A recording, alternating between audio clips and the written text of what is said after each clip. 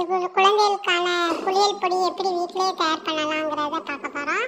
இப்போ அதுக்கு தேவையான பொருள் வெட்டி வேறு, ரோஜா இதழ், ஆவாரம்பூ, கஸ்தூரி மஞ்சள்.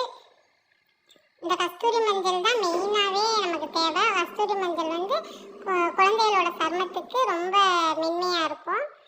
இது பூலாங்கிழங்கு, அப்புறம் பாசிப்பயிறு. இந்த 6 பொருளை வச்சு இந்த 6 பொருளையும் நல்லா நல்லா காய வச்சு அரைச்சி எடுத்துக்க போகிறோம். இது குழந்தைகளோட சருமத்துக்கு ரொம்ப நல்லா இருக்கும். குழந்தைகளுக்கு பால் வாடை இதெல்லாம் எதுவும் இருக்காது, நல்ல மணமாக இருக்கும்.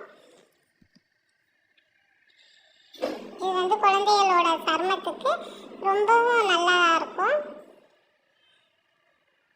இதில் எந்த கெமிக்கலும் கிடையாது, வீட்டிலேயே தயார் பண்ணுறதுனால நமக்கு நல்லா இருக்கும். குழந்தைகளோட கலரும் நல்லா இம்ப்ரூவ் ஆகும், நல்லா க்ளோ கிடைக்கும்.